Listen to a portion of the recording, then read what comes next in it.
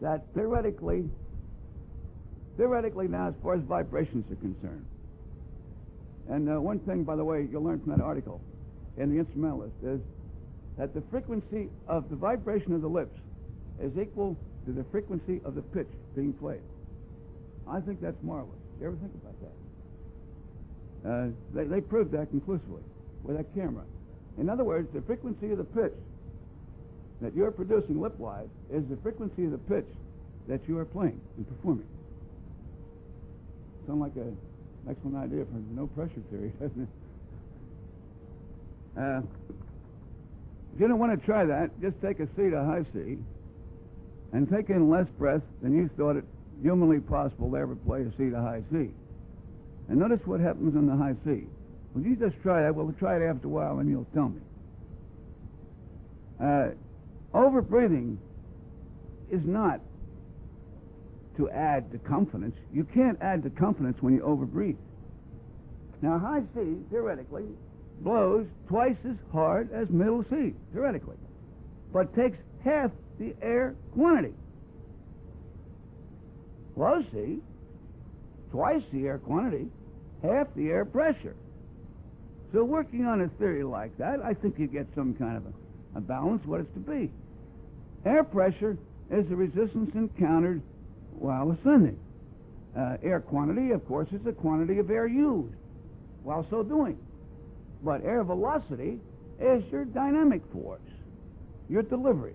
I had a teacher, he never used to like the word attack. He says, right away, if you use the word attack, he says, right away they think, oh, the tongue, the tongue, the tongue. He says, I like the word delivery. He said, delivery means an overall result. The result of the music, the result of the player, and he doesn't think of his tongue. And actually, that's what it is, a delivery. It's not an attack when you get right down to it. It's a more misused terminology. Now,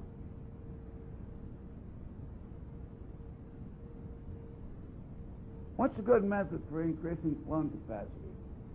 Now, there's many of them, but because I was a former caddy and was a caddy for 5 years, I know what golf courses are.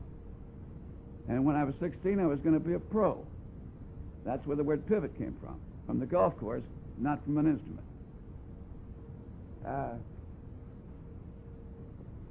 Walking 10 steps, inhaling 10 steps. An old doctor taught me this. This is not out of the yogi book. An old doctor taught me this. And then exhaling for the next 10 steps and forming a habit of it while you're walking around the course or walking outdoors, and then building it up to 15 steps, 20 steps. I have many students could do it 30 steps without any struggle at all. I think that's a very good exercise to build up increased lung capacity without building up the capacity of over-breathing, because your horn's not in your hands at the time. If your horn's in your hands and you do Herbert Clark drill so-and-so 65 times or something to your red, blue, pink in the face, why, I think you build up over-breathing too. But the fortunate part there is most of those are in the middle register. There you get away with it anyway. The term second wind, I think that goes all the way back to the circus stage.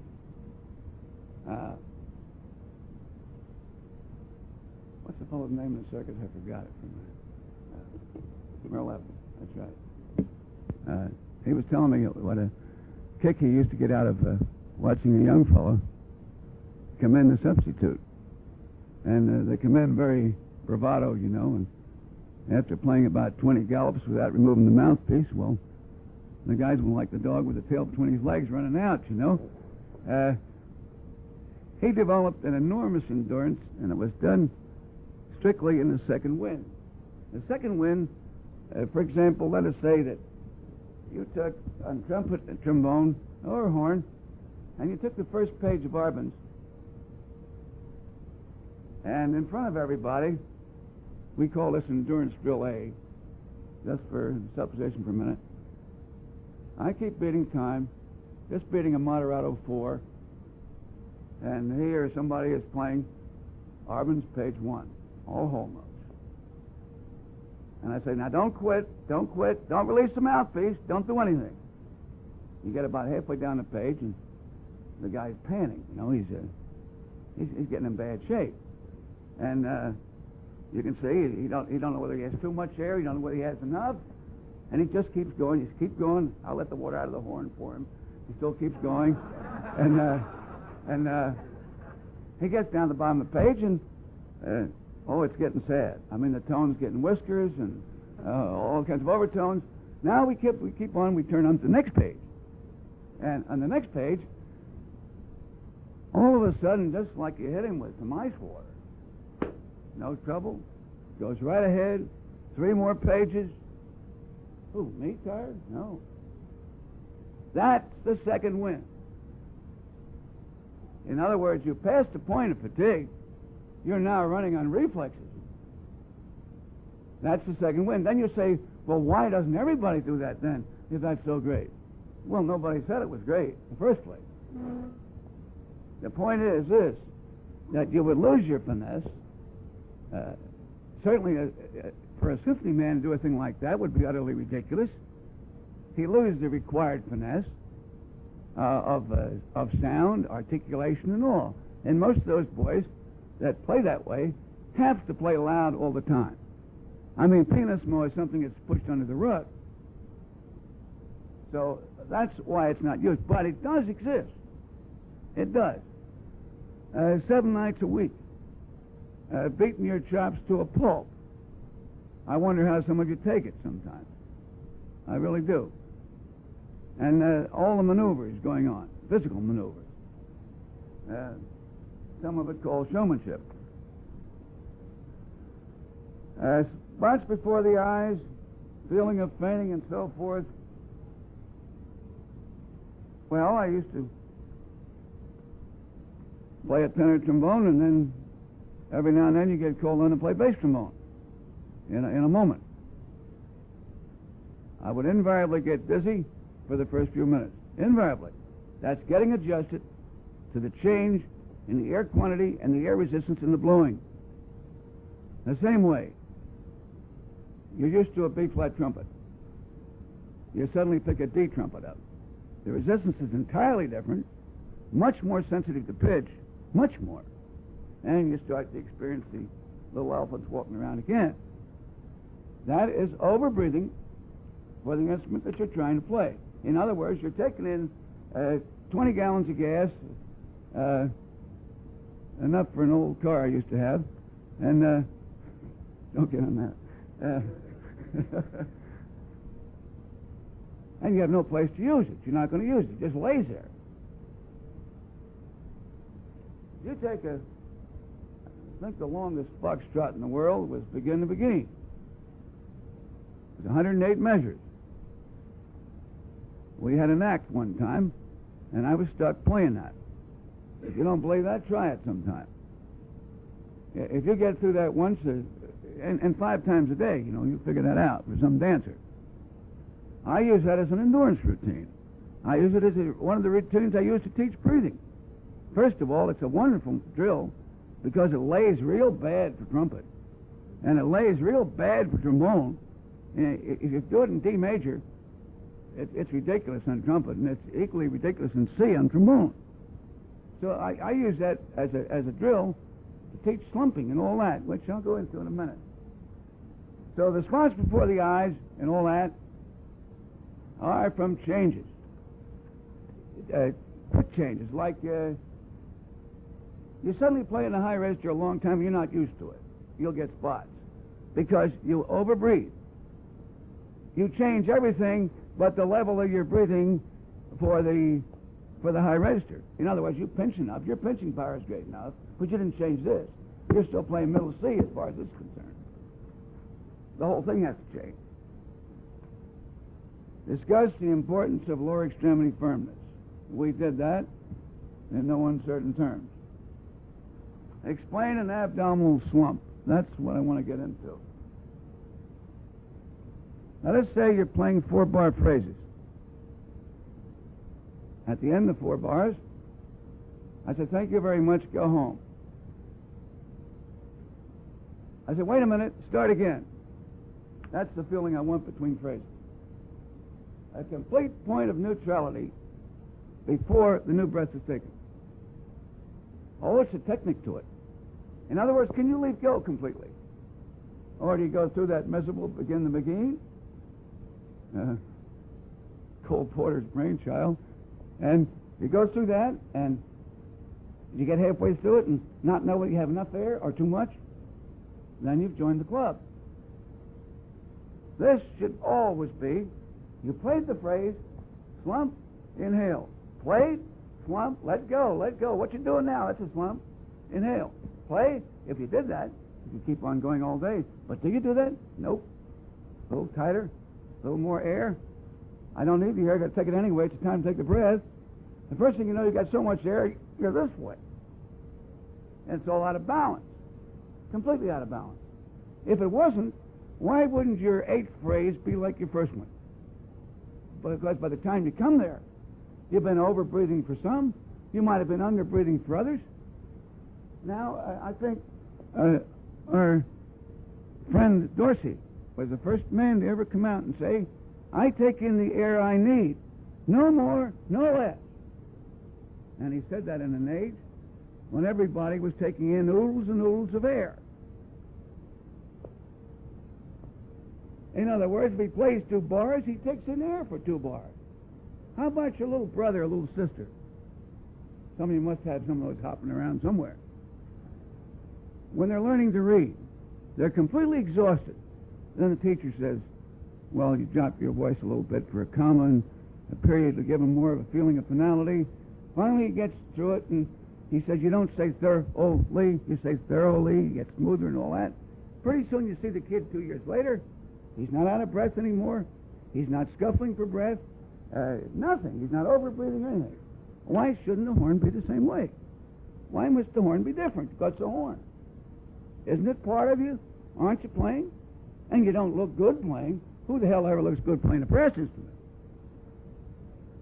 I mean, we have certain accepted looks, so to speak, which look good to us or bad to us, but at the same time, the way some of you I talk to, I think you should look a certain way. I don't think that there's anything to that at all. The punishment has to fit the crime, the individual, not 4 other people. Or some guy you admired out on the West Coast, therefore I got to get this mouthpiece or that. I think if some of you never change mouthpieces, you'd be better off. I can't see this mouthpiece changing all the time. And then in the same breath tell me your intonation is this, your intonation is that. When you get something and it's reasonably good, why don't you buy another one and put the other one home in the bureau drawer in case you lose it, the one you got. I think you'd be better off than hunting for utopia in a mouthpiece. There's nothing like it, believe me. It's not the horn, it's not the mouthpiece, it's you.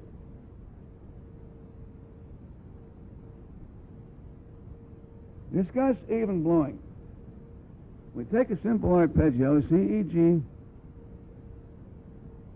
and excuse these expressions, but they're ones I use, so I'm not trying to be crude. Let's put it that way. We have them do this. That's the palpitating gut. It should be da ya da da dee da. That's even blowing, not da ya da da da da. Yeah. Marcato doesn't mean that your gut has to jump up and down. It's not like the ticker tape coming out of the stock machine. It's da ya da da dee da not da da da da. You're stopping them off with the throat when you do that. That's what I mean by even blowing. Even blowing when you play staccato, even blowing when you're slurring, even blowing a legato tongue, even blowing period. And as the velocity increases, so does the volume. So that's what I meant by even blowing, that the blowing shouldn't be spasmodic impulses just to play something marcato and fortissimo. Now, if something is well spaced, and you got 2 notes and there's a run and then the timpani bump bump thing like that, well, maybe you can get away with it there. But as a standard means of playing detached notes, to feel the gut moving up and down every time you make an attack, that is wrong.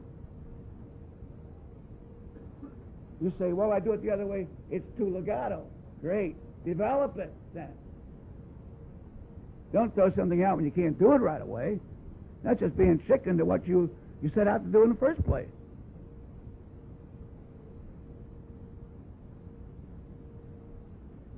Discuss the attack without delay. I did go into that, and I'm not going to waste time on that. Cheek and neck puffing.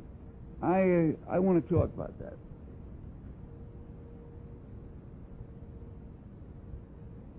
If 10 of you line up in the room, you can do this when I'm not around, and you looked at the roofs of your mouth, you'd find that in some cases there's as much as an inch difference. Would you believe that?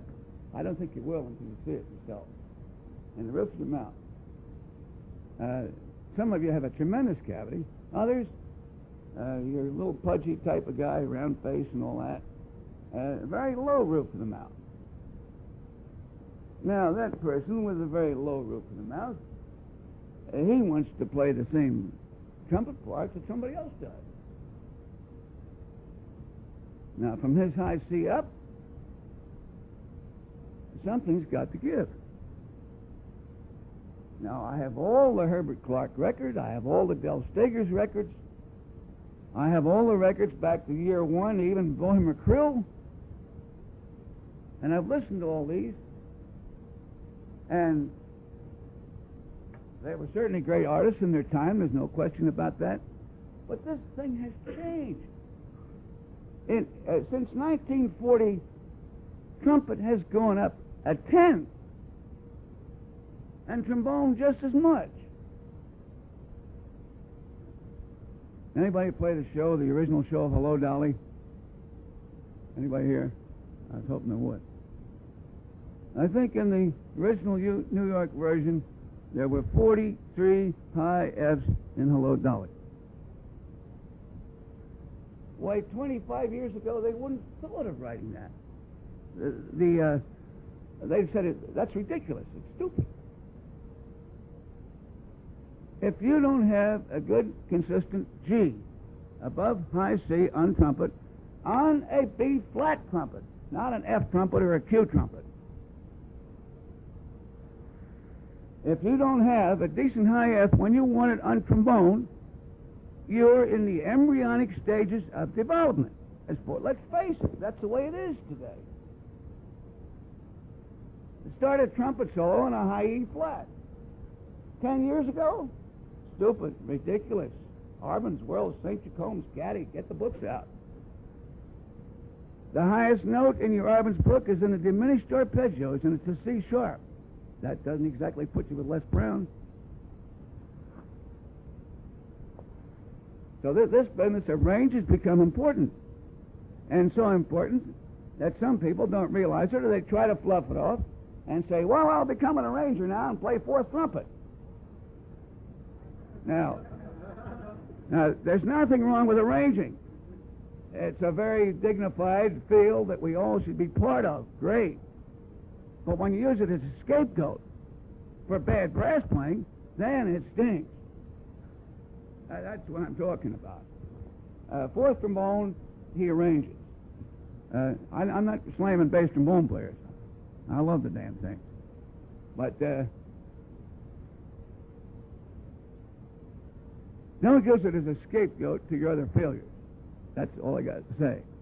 Because if you gave it the same time, and you gave your instrument the same thought and the same logic you give arranging, there wouldn't be all this trouble on brass all the time.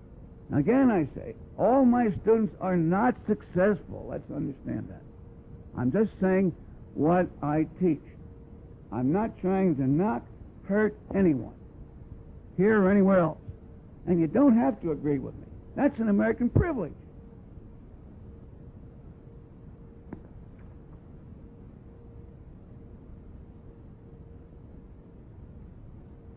You discuss that you consider correct breathing the most important playing factor. All right, you go up to Joe Blow at the bandstand, and he's the boy of your choice at the moment, and you say, what do you think's the most important factor? Invariably, the guy will say breathing, because he'd forgotten the number of times he fell off the bicycle before he became a rider. At the outset, was it his breathing at the first lesson? Gardy Simons taught me that on the upper lip, at the lips, at the first lesson, let's say you just got the horn under a Christmas tree, the first lesson, you pick up the horn, what's the most important? Is your breathing? Like the devil. You've got to have reeds. You could say, well, that's support. Every time they don't know what it is, breath support. It's the reed. Give a fine oboe player like Marcel Tabateau a fine French, specially tested French Lorraine oboe, and give him a stinking reed, and he'll stink up the joint too. And don't tell me he doesn't know how to breathe. That's ridiculous. So if the reeds aren't right, I don't care how you breathe. The reeds, yes. So wouldn't this be an honest thing to say that the most important of the factors depends on the student's stage of development at that time? When he starts, it's the chops. A little later on, it's his breathing. And you see him 2 years later, oh, sure, it's his breathing. He'll point to his gut right away. Oh, yes, breathing. Because in the meantime, he's accumulated chops. But you can't put that down. You can't. Let's hold the gun a minute. There's another point here.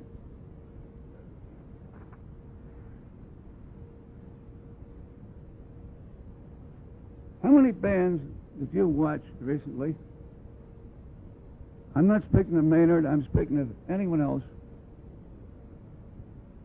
And just watching lead trumpets. I'm only speaking now of lead trumpets, not the arranger playing fourth trumpet. Now, how many of those fellas playing the lead chart did you see with their cheeks in playing the lead chart? Now, let's be honest. Did you see anybody? I mean, anybody that was something dominant to say? I can't think of one. I'd have to rack my brain. That does not condone cheek puffing. Don't get me wrong. Because cheek puffing in the middle register, air leaks around the tongue, makes agile tongue control, delicate tongue control, ridiculously almost impossible sometimes. But up top, now I have all the shores of the mighty Pacific and this of Herbert Clark. He goes up to beautiful F, and I think he was the first man to ever record an F. And he had to be admired very much. I don't know if you have his autobiography in the school, but I loaned it to somebody, and some people borrow things permanently, so I don't have it anymore. But I'd like you to read it. I think every brass person should read that. He'll tell you in there he never even had a lip until he was 27. And I'd just like you to read it on the things he went through, and the guy still made it. And he went up to an F on at least 5 of his records I have. And it was a nice, clean F. But not a Stan Kenton F. Not one you got to hear with 8 men sitting under you and somebody chewing gum and playing drums. I mean, that's a different thing entirely. I mean, in one case, it was a delicate approach. It's getting up, and it's getting up very gracefully, very artistically, and the man was certainly an A-plus musician and an A-plus player. But the demands are different. The demands are totally different. The Arbenz book was written over 100 years ago now, I believe. And I think the same goes for Worlds, for Century Combs, and for Geddes. And that is not to criticize the book. The book is a great supplementary book. But the back end of that book should be at least a major third higher. And then you get through the book, how many sharps did you have? You ever stop to think of that? If the American books were given in two keys like the European books, the adjoining keys, maybe then people wouldn't shiver in their boots in B major and a few other things. But they avoid it. They avoid it religiously. From high school on, they avoid it. And I just wanted to mention that. Now, how would you state different fellows? One cheek comes out. I know a very fine, legit trombone player in New York. No names mentioned. The cheek is out. It's been out since he was a kid. And he's an excellent trombone player. He plays in the Civic Center there. Very, very fine. And this chick is out all the time, and he's just as legit as they come. Roy Haynes, bass trombone, New York Philharmonic, 31 years. Both cheeks out all the time. Very legit. All right, how does it happen on some people then? Why? On kids, I try to kill it. On those little things I got up at school, I try to kill it as much as I can. The same as anyone else does. And I think that's an honest approach. Up to a certain point. But then he's able to get the F, and since the squeak of today is the note of tomorrow, he gets the F. It's a little bit of a mouse. Then he starts to expand the F, and something's going to give. Now, what's going to give? Either the three-sided collar for the neck or the cheeks, or both. How do you account for Dizzy Gillespie's ungodly endurance? Cheeks out to here, neck out to here, collar thrown open, pressing like a demon. 4 hours later, when you're lying out with your tongue on the floor, he is as fresh as a daisy. Why? Maybe he doesn't know a thing about it. I don't know. But he is unconsciously using a force against a force. The force this way is so great. That way. The force this way got to be equally as great. And he'll look like he's murdering himself, but he's not. He's not. He's not using pressure. He's using 8 pounds this way. He's using 8 pounds this way. He's not using pressure. He's a modern trumpet player. So again, the punishment has to fit the crime. Now, I alluded to the fact that when I first put out my 9th book, I had a whole chapter in there regarding Nordic type of jaws. You know, the John Carradines, this bit here. And then the Dick Tracy's, the Teutonic type of jaws. I had all these types of jaws all listed. And he says, oh, there's enough hard feelings in the world today, we can't use it. Now, how many of you are Polish descent and notice that the white of the lower lip comes extremely low and there's very little red in your upper lip? Now, that is a national characteristic. Not pointing disparagingly at a race or a nationality. How can people be so stupid? I mean, that's a characteristic. It has nothing to do with for or against. Am I for him or against him? Now, example, like good example, Charlie Spivak. See, the white comes way down here. That is a Polish characteristic. Also, the little pudgy type of guy with this round face, a very low roof of his mouth, very low roof, invariably blows out his neck no matter what the teacher says. He can go home and do 97 years of art. Now, this bit at home on the bathroom mirror or something, but it still won't correct it. Something's got to give. Now, I'm not saying that you shouldn't do everything short of suicide to stop it, maybe. But I've seen too many of those. These are just the results of my experiences. And I repeat, you don't have to agree with me. I'm just telling you what I experienced. You can't make a rule for some of those things. It's impossible to make a rule. Say, he's this and he's that. You can classify them. You can put them in various categories. That he's got to do this to us end, he's got to do this to us end. But there's certain little things that when I show you 9 types on an opaque projector, out of every one of those types there might be 100,000 people. All with the little deviations. One presses this to another does this, and all kinds of things. Those are little personal things. But I never, as I told somebody yesterday, I never consider it a habit unless you do it 3 times or more. 2 times, I call it a mannerism. But this business of cheeks has gotten to be quite an argument all over the country, everywhere. And I say this, in the mill register, it certainly should be avoided if possible. Above the high C, the punishment has to fit the crime. Because many of you can squeak a note up there, definitely with your cheeks in. And it's been at that point for a long time. And all I got to say is, I'm not telling you what to do, something's got to give. That's all I've got to say. When a cheek puff is used, your lip pressure should be greater, your mouthpiece pressure. But it's not greater. You're simply using it as a neutralizing force. Everything I teach is a force against a force. This coming this way, this coming this way. It might look outwardly like you're pressing dear murder, but you're not. You're equalizing.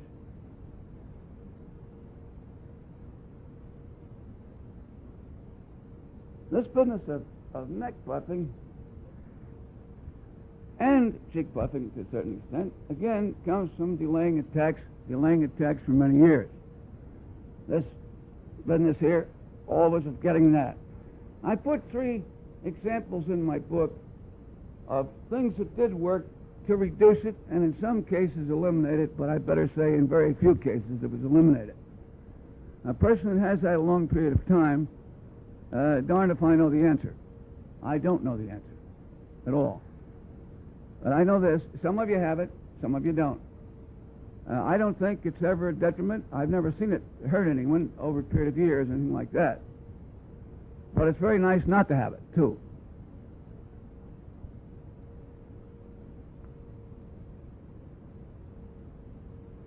Long interval slurs. Let's call a long interval a perfect fifth or over. Now, this fellow wants to slur to a third space C to a high B flat. He's always catching partials in between. When he's not careful, he touches the E and the G peeps out once in a while, and he wants to make a slur. This comes up very often, that's why I want to mention it. Don't treat a long slur like a third, like a major and minor third. Because you have no partial in between, just a little lift here would bring out the upper note. But in a longer slur, a fifth or over, treat it as 2 separate notes, like 2 E, 2 E, 2 E. Then, when the 2 notes speak, add the W, 2 E, 2 E, and you have cushioned the slur, and you didn't catch the partial. Now, in descending, some of you don't slur down, you flop it down. It's like the little guy in the Terry tunes. He's on the plateau, and he's walking on this plateau, and he suddenly looks down, and he sees there's no land there. And he decides he better fall. So he just eases it down. If some of you would ease a slur down, I'm speaking to my own students, no one else. If you would ease a slur down, sneak down, you'd get around that quite a bit. So when going up, think of 2 space E, 2 space E. And as you get closer and they both speak, add the W, but don't emphasize the W. 2 weak, 2 weak. Don't emphasize the W, you catch the partial on the way up. So much for that. Breath focus is a thing I do to explain some of the duties of the tongue. Now, the tongue is quite a long subject to get into. I'm going to stop short of that. And here I have explained all rapid inhalation. Page is 16th notes, and you can't afford to lose tempo, taking a breath, or lose notes and whatnot. Different teachers call it different things. Some call it a sniff breath, a quarter breath, a chest heave, a mouthful of air. Herbert Clark just called it sniff breath, I believe. But it is only the upper part of the breathing involved. Now, as the breath is taken, normally, this expansion should take place first. Finally, this fills up, and keep your shoulders down. Be like the Greek wrestler, this way. Be round shoulders. Don't lift your shoulders to inhale. Never, never. Your shoulders should stay down. While that's happening, expansion 1, expansion 2, attack. 1, 2, attack. 1, 2, attack. Then put that down, and now your rapid inhalations. These are these little gasps. Actually, it's a mouthful of air. It's almost a chest heave. That's about what it amounts to. Now, don't confuse. Use the rapid inhalations as the augmenting factor.